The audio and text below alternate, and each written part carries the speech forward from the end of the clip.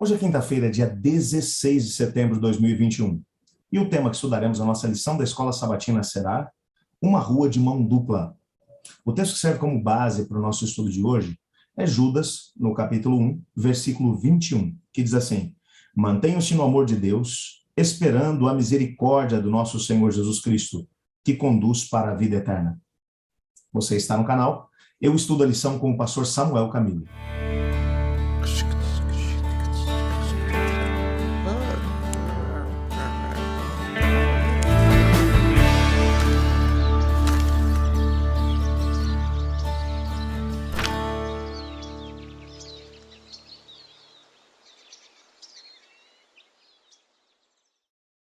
Nós não somos capazes de compreender o livro de Jonas se não o observarmos com muita atenção. Vale a pena olhar o último quadro que é apresentado no livro para entendermos qual é a ênfase que Deus está dando através da revelação que foi dada a Jonas, através da história de Jonas que se encontra registrada no seu livro. O último quadro é Deus conversando com o profeta. O profeta está injuriado com o fato de que ele pregou, ele disse que Deus ia destruir, e as pessoas se arrependeram, e Deus não destruiu. Ele quer que elas morram. E Deus vai terminar dizendo para ele: Jonas, por que essa raiva toda? Eu não deveria ter pena de uma cidade de 120 mil habitantes que se arrependeu dos seus maus caminhos? O mais interessante é que o livro não diz qual foi a reação de Jonas. O livro não menciona se o Jonas entendeu a perspectiva de Deus ou não. Se o Jonas viveu na expectativa do que Deus havia mostrado ali para ele, ou não. Se ele mudou sua postura ou não. Agora, com esse quadro em mente, se você voltar para o início do livro, aí você vai compreender a história. Se você olha o livro simplesmente do começo para o final, você vai achar que Deus está preocupado apenas com os ninivitas, que eram pecadores, obstinados. E você reparou que no começo do nosso estudo dessa semana, eu gastei algum tempo falando sobre a maldade dos ninivitas. Eu gastei algum tempo mencionando como eles realmente eram cruéis, como não tinham conhecimento a respeito de Deus, bem como da sua palavra. E tudo isso é verdade. Mas quando você olha para o texto, você percebe que no capítulo 1, capítulo 2, capítulo 3, capítulo 4 do livro de Jonas, Deus está gastando tempo com o profeta. Deus está tentando transformar o coração do profeta. E de quebra, como consequência desse esforço que Deus está fazendo para mudar o coração do profeta, o povo de Nínive é transformado. E o profeta ainda não. Então, na verdade, quem tem o coração duro aqui dentro do livro de Jonas não são os perdidos ninivitas, mas é o profeta de Deus, conhecedor de Deus, dos seus ensinamentos, dos escritos de Moisés. Ele é que tem o coração endurecido. O que o texto vai deixar claro para a gente, quando você analisa sobre essa perspectiva, até o final do livro, o Jonas continuou com o coração obstinado. Os ninivitas se arrependeram, os cruéis ninivitas se arrependeram, foram aceitos, a graça de Cristo os cobriu, e o Jonas continuou com o coração endurecido. O que fica claro é que, provavelmente, por causa das próprias experiências que o Jonas viveu junto com os ninivitas, Jonas não conseguiria se imaginar vivendo no céu tendo um vizinho ninivita do seu lado direito ou do lado esquerdo. Ou sequer morar na Nova Jerusalém tendo um ninivita dentro daquela cidade para poder poluí-la. Jonas, ele achava que aquela gente ninivita, malvada, cruel, não merecia salvação. E Deus sabia que se o Jonas continuasse com esse pensamento, quem não iria para o céu seria ele. E Deus queria salvar o seu profeta. O que mais me chama aqui a atenção é que quem está precisando de conversão no final do livro de Jonas é o profeta. Não são os ninivitas. Os ninivitas têm tão pouca oportunidade. Eles ouvem, não é um sermão, eles ouvem uma acusação do profeta dizendo: em 40 dias vocês serão destruídos. E apesar de receberem tão pouco, eles se permitiram ser transformados por Deus. E o profeta, ele recebe uma revelação de Deus no começo do livro, e ao invés de obedecer a Deus, ele foge de Deus. Deus se encontra com ele dentro do barco. Ele foge para dentro do mar. é engolido por um grande peixe, e quando ele pensa que está sozinho na escuridão, no fundo do oceano, dentro do ventre de um grande peixe, Deus está lá, trabalhando com o coração dele. Quando finalmente ele se arrepende do seu pecado e resolve obedecer a Deus, Deus está com ele. Ele vai pregar, Deus está com ele. E ele está com o coração obstinado ainda no final, Deus ainda está lá. Deus não desistiu do profeta. Sabe, eu tenho reparado que às vezes, dentro dos evangelhos, aqueles que deram mais trabalho para Cristo Jesus não foram os grandes pecadores, os pecadores envolvidos no pecado, atolados no pecado até o pescoço. Não, não são esses. Jesus vai ter um encontro com a mulher adúltera, ela está ali pronta para ser apedrejada pelos crentes, que a trouxeram de arrasto até Jesus e disseram, a lei diz que ela tem que morrer. E o que o senhor fala a respeito do assunto? Mas Jesus tem paciência com a mulher e tem paciência com os crentes também, porque ele quer salvar todos. Quando você vê Jesus chegando na casa do Zaqueu, os líderes religiosos ficaram escandalizados. Ainda perguntaram para os discípulos, por que o mestre de vocês come e bebe com gente de má fama, como esse Zaqueu? Por que ele anda com publicanos, pecadores, com prostitutas? Quem está precisando de conversão durante todo o evangelho de Cristo Jesus são os religiosos. Sabe, o pessoal de coração mais duro que a gente encontra em toda a história são aqueles que têm um conhecimento a respeito de Deus, mas que acham que o amor, a graça e a misericórdia de Deus são apenas para eles mesmos enquanto crentes, quando na verdade a graça de Deus está estendida a todos. Eu me lembro de uma ocasião, enquanto trabalhava em determinada região, em que um grupo de jovens resolveu fazer um trabalho todo especial com um grupo de transexuais em determinado lugar aí do Brasil. A igreja ficou horrorizada com aquilo. Alguns pais foram conversar com o líder de jovens, dizendo, como você permite, como você leva o meu filho ou minha filha para poder lidar com esse tipo de gente?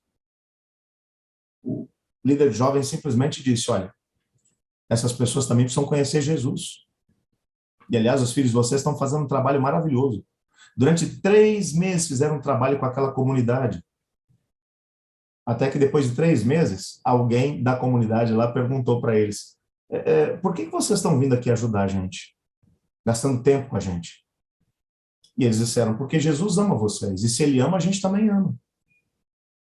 A resposta daquele pessoal foi uma resposta muito interessante, porque eles disseram assim, bom, que Jesus ama, a gente até é capaz de acreditar. Mas que a igreja, os crentes amam, eles querem que a gente morra. Eles acham que a gente não tem condição de poder alcançar a salvação, de poder estar perto de Deus, que a gente não merece, que a gente é pecador demais. Por causa daquele grupo de jovens, eles resolveram ir à igreja. Quando chegaram na igreja, os irmãos os olhavam com desconfiança, um olhar de santificação, tipo, eu sou mais santo do que você, porque você comete pecados terríveis. Eu não estou aqui com isso minimizando o pecado e colocando pecados em níveis diferentes, não. Mas quando eu olho para a Bíblia, eu percebo que o pecado que mais ofende a Deus é o pecado do orgulho e da arrogância. Porque foi esse pecado que surgiu no coração do Lúcifer no céu e que deu origem a tudo aquilo que a gente tem aqui na Terra hoje. E aquele grupo de crentes olhando daquela maneira, de forma jocosa, de forma preconceituosa para aquelas pessoas, achando que era uma perda de tempo receber aquela gente perdida dentro da igreja, porque eles nunca iam ser transformados. Mas aqueles jovens continuaram a trabalhar com eles. E depois de um bom tempo de trabalho, não foi um tempo pequeno, eles tiveram que gastar muito tempo com eles. Vários daqueles indivíduos, vários deles acabaram sendo transformados pela graça de Cristo Jesus, acabaram se entregando a Cristo, sendo batizados, são membros da igreja até hoje. Mas quem verdadeiramente conseguiu tocar no coração deles não foram os religiosos. Os religiosos achavam que era perda de tempo, tentaram impedir os próprios filhos de fazerem um trabalho com eles. E às vezes eu olho para isso e eu fico preocupado quando percebo o comportamento dos fariseus do tempo de Jesus sendo manifestado no nosso tempo, porque hoje em dia nós não temos mais os publicanos no nosso meio, mas nós continuamos tendo ainda pessoas que às vezes são carimbadas como pessoas que não têm mais jeito, que não têm mais condições, pessoas que não vale a pena perder tempo, gente com quem a gente não deve se relacionar. Como é que será que Jesus lidaria com as pessoas que nós chamamos de perdidos dentro da nossa sociedade hoje, se ele chegasse em pleno século XXI para poder andar pelas ruas de uma cidade como a cidade de São Paulo ou de qualquer outra cidade do mundo? Como será que ele lidaria com as pessoas que nós rotulamos como perdidos? Será que Jesus também os deixaria de lado? Ou assim como no tempo de Jesus, ele escandalizou a maior parte das pessoas quando ele andava com publicanos, com pecadores, com prostitutas? Será que nós não teríamos que aprender um pouco mais com Cristo Jesus? Jonas. É engraçado que o texto termina não dizendo se o Jonas se converteu ou não. Pelo Antigo Testamento, a gente percebe que ele se converteu, porque o texto vai deixar claro que ele continuou ministrando depois como profeta do Senhor e provavelmente aprendeu uma lição muito, muito grande. E eu não sei, é o meu entendimento, tá? A Bíblia não fala nada a respeito disso. Mas eu não ficaria surpreso se na Nova Jerusalém o vizinho da direita e da esquerda do Jonas não fosse um ninivita, que se arrependeu dos seus pecados e foi transformado por Cristo Jesus. O grande trabalho que Deus tem para poder fazer conosco hoje, em pleno século XXI, é transformar o nosso coração, que às vezes achamos que somos mais santos do que os outros e que os pecados que a gente comete não são tão terríveis quanto o daqueles que são chamados de pecadores na nossa sociedade. E Jesus quer salvar tanto esses pecadores perdidos, marginalizados, como quer salvar também os crentes, os religiosos, que se acham mais importantes do que os outros. A maior evidência de que uma pessoa precisa de conversão é quando ela olha para o pecador e não sente compaixão dele. E não é capaz de perdoar o pecador e, ao mesmo tempo, de oferecer força para ajudar o pecador a sair de uma vida de pecado. Isso é sinal de que o religioso está mais perdido do que o pecador. A coisa mais incrível no meio disso tudo, sabe o que é? É que quando o lago que arde com fogo e enxofre for aceso, lá dentro estarão toda uma lista de pecadores, de gente que viveu atolado no pecado até o pescoço. Claro, vai estar lá. Leia Apocalipse capítulo 20 para você ver. Tem uma lista imensa de gente que vai estar lá dentro do lago que arde com fogo e enxofre, junto com o diabo, com seus demônios, com a besta, com o falso profeta. Vai estar lá. Mas lá no meio vai ter muito religioso. Religioso que nem o Jonas, que não é capaz de olhar com misericórdia para aqueles que estão à sua volta, mas que se acham mais importantes que os outros. Junto com um grande grupo de fariseus, que viram as obras de Cristo Jesus, mas não se entregaram a ele porque acharam que, como Jesus andava com gente de má fama, eles que eram muito santos não poderiam andar com Jesus. Eu gostaria de orar pedindo a Deus misericórdia para nós, religiosos, para que Ele nos ajude a podermos amar os pecadores como Jesus ama, de olhar para as pessoas sem estabelecer um rótulo, dizendo esse é pecador demais, esse tipo de pecado não dá para poder mudar, esse tipo de gente não muda, esse indivíduo é um caso perdido.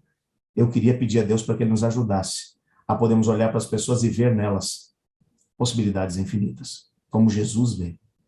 Olhe comigo. Obrigado, Senhor, por Tua graça, por Teu poder. Ajuda-nos a podermos permanecer firmes em Ti.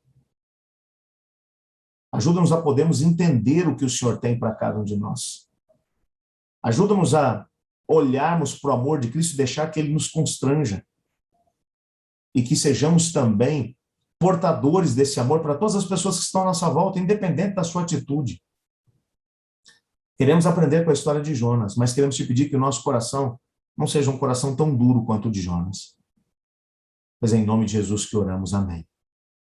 Eu estudo a lição. E você?